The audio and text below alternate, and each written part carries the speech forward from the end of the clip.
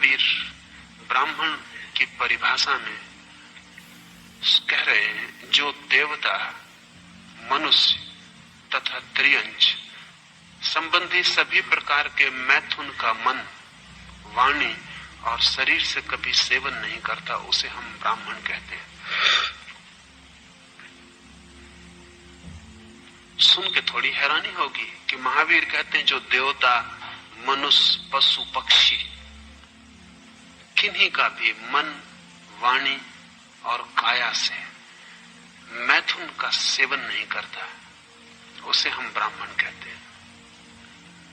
तो ब्राह्मण एक उपलब्धि है, एक चित्त की दशा है जहां वासना बिल्कुल तिरोहित हो गई है, जहां वासना किसी भी रूप में नहीं पकड़ती। अगर आप मनुष्य के साथ अपने संबंधों को विकृत करेंगे तो आपकी वासना पशुओं के साथ जुड़नी शुरू हो जाएगी। पश्चिम में बड़ा खतरा पैदा हुआ है और पश्चिम में जगह जगह ऐसी समितियां निर्मित हो रही हैं जो पशुओं को आदमी की काम वासना से बचाने का उपाय कर रही हैं।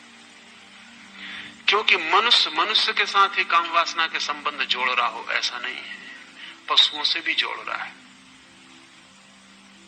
और एक पूरा रोग पशुओं के साथ मनुष्य के काम वासना के संबंधों का विकसित होता जा रहा है।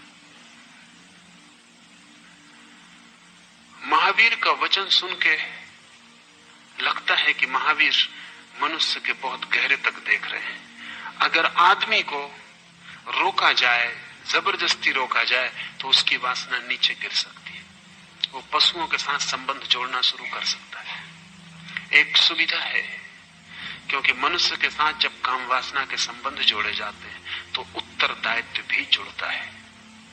अगर किसी स्त्री को आप प्रेम करते हैं तो आप जिम्मेवारी भी अनुभव करते हैं। वो स्त्री कल गर्भिणी हो जाए, उस स्त्री का जीवन आपके लिए मूल्यवान हो गया, उस स्त्री को दुख पीड़ा न हो, वो सारी जिम्मेवारी आपके ऊपर है। लेकिन पशु के साथ अगर कोई आप काम संबंध निर्मित कर लेते तो कोई जिम्मेवारी नहीं। और पशु अबोध है, और पशु निषेध भी नहीं कर सकता, और पशु लड़ भी नहीं सकता। पश्चिम में कुत्तों के साथ इतने ज्यादा काम संबंध निर्मित हो रहे हैं कि जिसका कोई हिसाब नहीं। मनोवैज्ञानिक बहुत चिंतित हैं कि ये क्या हो रहा है, आदमी कैसे नीचे गिर रहा है। गिरने का कारण है क्योंकि मनुष्य और मनुष्य के बीच इतनी जटिलता हो गई है। पश्चिम में स्त्री और पुरुष के बीच संबंध इतना भारी मालूम पड़ता है और उसमें इतना कल है और इतना उपद्रव है कि उस तरफ से आदमी हटा रहा अपने को। पशु तक भी बात नहीं है। अभी डेनमार्क में एक सेक्स फेयर था, एक काम वासना का मेला था, जिसमें स्त्री और पुरुषों के गुड्डे पूरे शरीर की माप के बेचे गए। इन गुड्डों में पूरी काम वासना का इंतजाम है और विद्युत का उपयोग किया गया है। स्त्री गुड्डे से पुरुष संभोग कर सकता है और जब उस गुड्डे के स्तन को आप छुएंगे तो वो गुड़िया अपनी आंख बंद कर लेगी, जैसा स्त्री अपनी आंख बंद करेगी। उसके स्तन में उभार आएगा और जननेंद्रिय में विद्युत की व्यवस्था की गई है कि वो आपके वीर्य को शोषित कर लेगी। ठीक ऐसे ही पुरुषों के गुड्डे भी तैयार किए गए। पशु से ही नहीं, महावीर को ख्याल भी नहीं। महावीर ने 3 की गिनती गिनाई है, लेकिन उन्होंने ये नहीं गाया वस्तुओं के साथ भी मनुष्य काम संबंध निर्मित कर सकता है। मनुष्य का मैथुन इतनी प्रगाढ़ बात है कि उसे एक तरफ से हटाओ वो दूसरी तरफ से प्रकट होना शुरू हो जाता है। देवताओं के साथ भी मनुष्य की कामना होती है। वो हमें जरा कठिन लगेगा। पशुओं का भी समझ में आ सकता है क्योंकि पशु हमारे चारों तरफ मौजूद है। वस्तुओं का भी समझ में आ सकता है क्योंकि वस्तुएं हम निर्मित कर सकते हैं, यंत्र भी निर्मित कर सकते हैं। लेकिन जिस तरह हमें आज पशु और यंत्र निकट मालूम पड़ते हैं, महावीर के वक्त में देवता की उपस्थिति भी इतनी ही निकट थी। आज भी उतनी ही निकट है। हमारी संवेदनशीलता क्षीण हो गई। आप जान के हैरान होंगे कि मनुष्य के आसपास अशरीरी आत्माएं हैं, बुरी बुरी आत्माओं को हम प्रेत कहते हैं, अच्छी आत्माओं को देवता कहा जाता है। पर मनुष्य के आसपास अशरीरी आत्माएं मौजूद हैं, और कोई व्यक्ति अगर बहुत प्रगाढ़ मन से मैथुन की आकांक्षा करे तो उन अशरीरी आत्माओं को आकर्षित कर सकता है और मैथुन हो सकता है।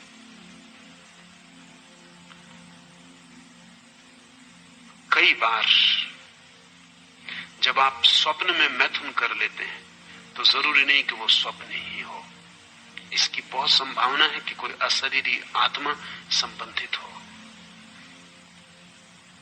इस संबंध में बहुत खोजबीन की जरूरत है। मनुष्य की कामना आकर्षण का बिंदु बन जाती, और जहां भी वासना हो वहां से खिंचाव शुरू हो जाता है। एक घटना जो पिछले 100 वर्षों से निरंतर अध्ययन की जा रही है, मनसशास्त्रीय अध्ययन में लगे हैं, वो मैं आपको कहना चाहूं तो ख्याल में आ सके। बहुत बार ऐसा होता है, आपको भी शायद अनुभव हो, सुना हो, या किसी के घर में हुआ हो। बहुत बार ऐसा हो जाता है कि घर में अचानक चीजें हिलने डुलने लगती और कोई प्रकट कारण नहीं मालूम होता। आपने किताब टेबल पर रखी है, वो गिर के नीचे आ जाती। आपने बर्तन बीच में टेबल पर रखा है, वो सड़क के किनारे पे आ जाता है। आपने खूंटी पर कोट टांगा है, वो एक खूंटी से उतर के दूसरी खूंटी पे चला जाता है। लोग कहते हैं घर में प्रेत बाधा हो गई। मनस्विद 100 साल से इसका अध्ययन कर रहे हैं कि क्या रहा है, और हर बार ये पाया गया कि ऐसी घटना जब भी किसी घर में घटती है तो उसमें उस घर में कोई जवान युवती होती है जो मेंसेस जिसका शुरू होने के करीब होता है या शुरू हो रहा होता है।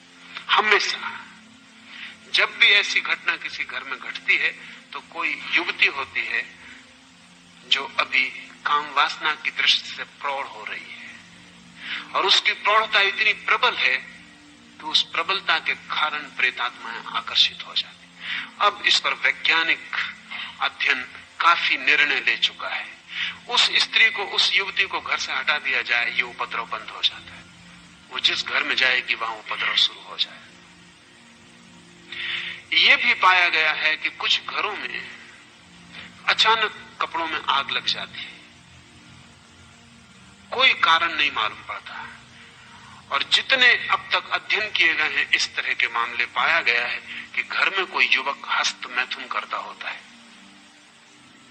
इस हस्त मैथुन करने वाले युवक को हटा दिया जाए, घर में आग लगने की घटना बंद हो जाती है। हस्त मैथुन की स्थिति में प्रेतात्माएं सक्रिय हो सकती हैं। जब भी व्यक्ति काम वासना से बहुत ज्यादा भरा होता है तो अदेही आत्माएं भी संलग्न हो जाती हैं और सक्रिय हो जाती हैं, और उनकी सक्रियता बहुत तरह की घटनाओं का कारण बन सकती है। प्रेतात्माएं भी अक्सर उन्हीं लोगों में प्रवेश कर पाती हैं जो काम वासना को इतना दबा लिए हैं कि जीवन के सहज शारीरिक संबंध स्थापित नहीं कर पाते। तो फिर उनकी देह रहित आत्माओं से वासना के संबंध स्थापित होने शुरू हो जाते। फ्रायड ने हिस्टीरिया का अध्ययन किया पूरे 40 वर्ष, और उसने पाया कि सभी हिस्टीरिया, और हिस्टीरिया की बीमारी सारी दुनिया में फ्रायड के पहले प्रेतात्माओं की बाधा समझी जाती थी।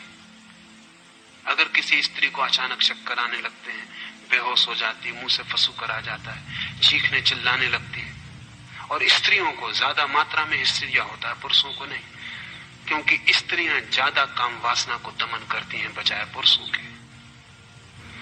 पुरुष बातें कुछ भी करें, ब्रह्मचर्य की कितनी ही चर्चा करें, लेकिन वे उपाय खोज लेते हैं अपनी काम वासना को तृप्त करने के। स्त्रियां बातें ही नहीं करती, बातों पर भले मन से भरोसा कर लेती और भरोसा करके संयम साधने की कोशिश में लग जाती।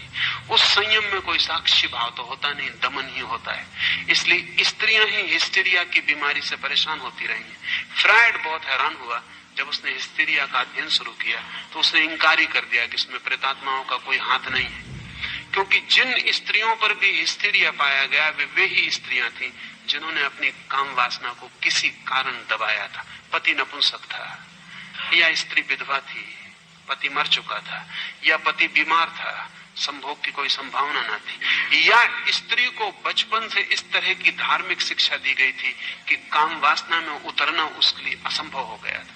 खासकर ईसाई नन्स, ईसाई साध्वियां हिस्टीरिया से भयंकर रूप से परेशान थी। और मध्य युग में तो पूरे यूरोप में नन्स के ऊपर प्रेतात्माओं का उतरना बिल्कुल रोज की घटना थी। फ्रायड ने इंकार कर दिया। उसने कहा कि काम वासना के दमन के कारण ये घटना घट रही, इसमें प्रेतात्माओं का कोई संबंध नहीं। फ्रायड की बात आधी ही ठीक है।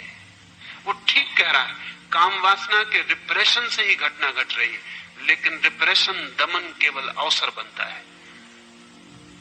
उस अवसर में मन इतना ज्यादा वासना पूरित हो जाता है और इतने जोर से पुकारता है और पूरा शरीर इतने जोर से खींचने लगता है कि आसपास की अदेही आत्माएं भी उस प्रचंड झंझावात में खिंच के पास आ सकती और प्रेतात्माओं का प्रवेश हो सकता है।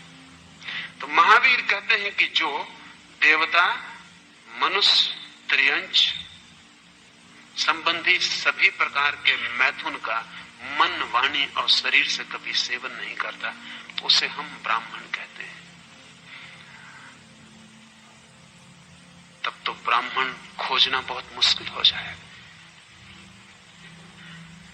और जिन्हें हम ब्राह्मण कहते हैं उन्हें ब्राह्मण कहने का कोई अर्थ न रह जाएगा। आदमी इतने गहन में डूबा है काम वासना के साथ कि कोई उपाय नहीं दिखता कि वो कैसे ब्राह्मण हो सके। सुना है मैंने, इंग्लैंड का राजा जॉर्ज द्वितीय बहुत बुद्धिमान नहीं था और सारा काम, सारे राज्य की व्यवस्था उसकी पत्नी कैरोलिन ही संभालती थी। लेकिन इतना बुद्धिमान वो था कि कैरोलिन की बात मान लेता था सदा। कैरोलिन सुंदर थी, योग्य थी, प्रतिभाशाली थी, लेकिन असमय में उसका निधन हो गया। कुछ संघातक बीमारी, इलाज नहीं हो सका। मरते क्षण कैरोलिन ने सम्राट से कहा, आगे की व्यवस्था भी उसी को करनी थी। उसने कहा कि तुम मेरे मरने के बाद शीघ्र ही विवाह कर लेना। एक तो तुम बिना विवाह के रह ना सकोगे, दूसरा तुम्हें एक योग्य सलाहकार की भी जरूरत है, और तीसरे ये विवाह उपयोगी होगा अंतर्राष्ट्रीय संबंध निर्धारित करने में। तो तुम कहां विवाह करना, कौन कौन सी राजकुमारियां योग्य हैं और किन से संबंध बनाना राजनीतिक अर्थों में कीमती है। लेकिन जॉर्ज द्वितीय जार जार आंसू गिराने लगा और उसने कहा कि नहीं, बिल्कुल नहीं। ये जीवन में उसने अपनी पत्नी को पहली बार नहीं कहा था। उसने कहा कि no, never, after you know wives. पत्नी बड़ी प्रसन्न हुई, उसने आंख खोली, लेकिन प्रसन्नता क्षण भर में खो गई, क्योंकि जॉर्ज आंसू बहा रहा था, छाती पे हाथ रखे था और कह रहा था नहीं, कभी नहीं, no more wives after you, only mistresses. कोई पत्नी नहीं, सिर्फ रखेल स्त्रियां।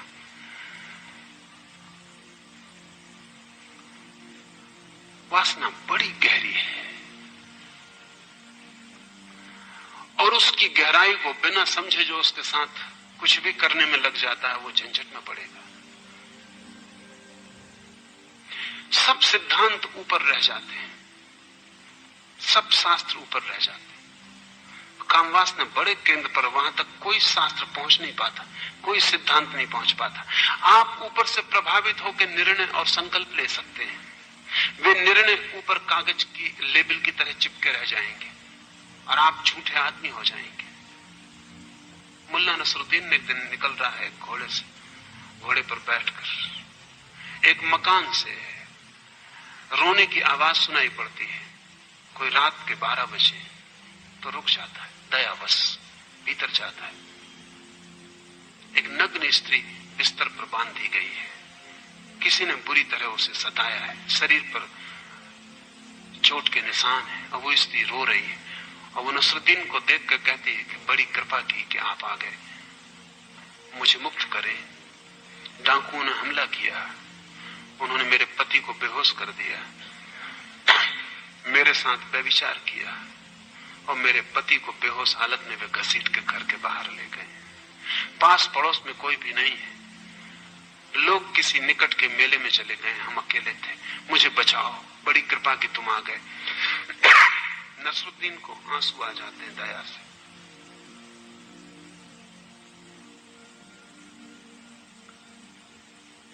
उसे बड़ी पीड़ा होती,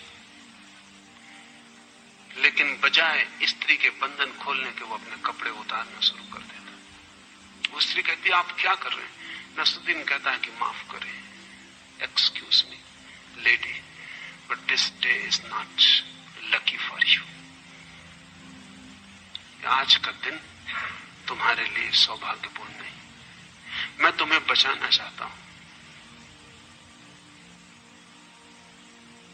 लेकिन बचा नहीं सकता हूं। सारी दया, सारे ब्रह्मचर्य, सारे शास्त्र, सारे उपदेश ऊपर रह जाते हैं। अवसर मिले आपको तो आप सबको अलग रख के अपनी वासना को पूरा कर लेंगे। अवसर न मिले तो आप सिद्धांतों की बातें करते रह सकते हैं। सोचिए, एक सुंदर युवती नग्न पड़ी हो, आसपास कोई भी नहीं, कोई खतरा नहीं, पति को डाकू उठा के ले गए, बहुत कठिन हो जाए। शायद आपने सुना हो कि मिस्र की खूबसूरत महारानी क्लियोपेत्रा जब मर गई तो उसकी कब्र से उसकी लाश चुरा ली गई और 3 दिन बाद लाश मिली और चिकित्सकों ने कहा कि मुर्दा लाश के साथ अनेक लोगों ने संभोग किया।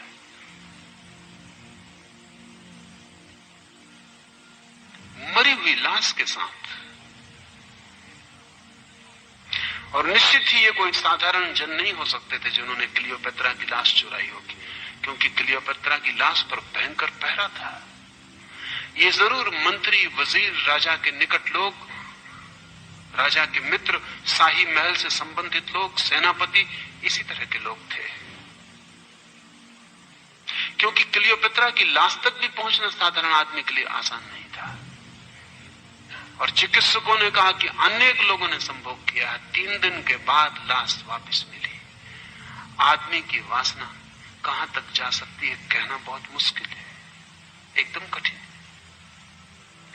और महावीर कहते हैं ब्राह्मण वही है जो काम वासना के ऊपर उठ गया हो, जिसे किसी तरह की वासना न पकड़ती हो। क्या ये संभव है? संभव है। असंभव जैसा दिखता है लेकिन संभव है। असंभव इसलिए देखता है कि हमें ब्रह्मचर्य के आनंद का कोई भी अनुभव नहीं। हमें सिर्फ काम वासना से मिलने वाला जो क्षण भर का सुख है, सुख भी कहना शायद ठीक नहीं, क्षण भर की जो राहत है, क्षण भर के लिए हमारे शरीर से जैसे बोझ उतर जाता है। बायोलॉजिस्ट कहते हैं कि काम संभोग छींक से ज्यादा मूल्यवान नहीं है। जैसे छींक बेचैन करती और नासापुट परेशान होने लगते हैं और लगता है किसी तरह छींक निकल जाए तो हल्कापन आ जाता है, ठीक करीब करीब साधारण काम वासना छींक से ज्यादा राहत नहीं देती। बायोलॉजिस्ट कहते हैं जन्नेंद्रिय की छींक, शक्ति इकट्ठी हो जाती है भोजन से, श्रम से, उससे हल्का होना जरूरी है। इसलिए वे कहते हैं कोई सुख तो उसमें नहीं है लेकिन एक बोझ उतर जाता है। जैसे सिर पे किसी ने बोझ रख दिया और फिर उतार के आपको अच्छा लगता है। कितनी देर अच्छा लगता है? जितनी देर तक बोझ की याद रहती तो बोझ भूल जाता है, अच्छा लगना भी भूल जाता है। ये जो काम वासना जिसका हम बोझ उतारने के लिए उपयोग करते रहे हैं और हमने इसके अतिरिक्त कोई आनंद नहीं जाना है, छोड़ना मुश्किल मालूम पड़ती है। क्योंकि जब बोझ घना होगा तब हम क्या करेंगे? और आज की सदी में तो और भी मुश्किल मालूम पड़ती है, क्योंकि पूरी सदी के वैज्ञानिक ये समझा रहे हैं लोगों को कि छोड़ने का न तो कोई उपाय है काम वासना, न छोड़ने की कोई जरूरत है। न केवल ये समझा रहे हैं बल्कि ये भी समझा रहे हैं कि जो छोड़ता है वो ना समझ है, रुग्ण हो जाएगा, जो नहीं छोड़ता वो स्वस्थ है। शायद आप आधुनिक साहित्य से जरा भी परिचित नहीं होंगे, क्योंकि भारत करीब करीब 200-300 साल पीछे की हालतों में मन से भी जीता है, लेकिन इधर 100 वर्षों में पश्चिम में ऐसा साहित्य निर्मित हुआ है जिसका वैज्ञानिक समर्थन है, जो कहता है कि नियमित काम वासना में जाना आदमी के स्वस्थ होने के लिए जरूरी है। जो आदमी नहीं जाएगा नियमित काम वासना में, वो अस्वस्थ हो जाएगा। वैज्ञानिकों की खोजें समझा रही हैं आदमी को कि काम वासना मनुष्य का चरम अर्थ है, उसके आगे न कोई अर्थ है, न कोई प्रयोजन है, न कोई आनंद है। धर्म की बातचीत सब बकवास है। आदमी एक पशु है और पशु से ज्यादा होने की कामना ही सिर्फ भ्रम है, एक सपना है। और बड़े बेहूदे प्रयोग भी विज्ञान के नाम पर चल रहे हैं। अमेरिका में सेक्स लैब बनाए गए हैं जहां मनुष्य की काम वासना का वैज्ञानिक अध्ययन हो रहा है, जो कि बड़ा अजीब है, बड़ा अमानवीय है, जिसको हम सोच भी नहीं सकते। एक प्रयोगशाला में 700 स्त्री पुरुषों ने वैज्ञानिकों के सामने, कैमरों के प्रकाश के सामने फिल्म ली जा रही है, चित्र उतारे जा रहे हैं, थर्मामीटर जांच कर रहे हैं, पुरुष की इंद्री में क्या घटनाएं हो रही हैं उनका रिकॉर्ड लिया जा रहा है, स्त्री की योनि में भीतर क्या शारीरिक घटनाएं घट रही हैं उनका रिकॉर्ड लिया जा रहा है। 2500 यंत्र लगे हुए हैं, 2500 लोग खड़े हुए, 700 लोगों ने इस समूह के सामने संभोग करके दिखाया ताकि अध्ययन किया जा सके। अध्ययन हुआ भी और कीमती नतीजे भी हाथ आए, लेकिन मेरा मानना है कि जो दो व्यक्ति 50 लोगों के सामने मंच पर संभोग कर सकते हैं इतनी यांत्रिक व्यवस्था और आयोजन के बीच, उनका संभोग यांत्रिक होगा। उसमें से मनुष्य तो विदा हो गया, वो सिर्फ 2 शरीरों का संभोग होगा और वो भी एकदम यांत्रिक। और ये मनुष्य भी ऐसे होना चाहिए जिनकी चेतना करीब करीब मर चुकी है, अन्यथा सहज ही आदमी प्रेम में प्राइवेसी खोजता है, एकांत खोजता है, क्योंकि प्रेम इतनी एकांत की घटना, 2 व्यक्तियों के बीच का इतना निजी संबंध है कि कोई तीसरा उसे न देखे। लेकिन जब आदमी रुग्ण हो जाता है तो वो चाहता है कि कोई तीसरा देखे। ये जो 700 लोग जो स्वेच्छा से वॉलंटियर किए और जिन्होंने संभोग करके दिखाया प्रयोगशाला में, ये जरूर रुग्ण रहे होंगे। और ये ही रुग्ण रहे हों ये भी नहीं है। जो लोग चित्र लेने को खड़े हैं, जांचने को खड़े हैं, इनके मन का भी ठीक से परीक्षण किया जाए तो ये भी रुग्ण है। अन्यथा दूसरे को काम संभोग में देखने की वासना, देखने की इच्छा, देखने के लिए बहाना खोजना स्वस्थ मन का लक्षण नहीं हो सकता। और जो परिणाम आए वो स्वाभाविक रूप से भौतिक है। तो यंत्र की तरह सारी बात तय कर दी गई कि क्या क्या घटना घटती है शरीर में, आत्मा का कोई संबंध नहीं है। काम वासना को कोई संबंध मनुष्य से नहीं है, 2 शरीरों के बीच शक्तियों का आदान प्रदान है और वो भी राहत के लिए है। और ये राहत वैज्ञानिक समझा रहे हैं कि बिल्कुल जरूरी है। और जो व्यक्ति इस राहत से अपने को रोकेगा वो रुग्ण हो जाएगा। उनकी बात में थोड़ी सच्चाई है।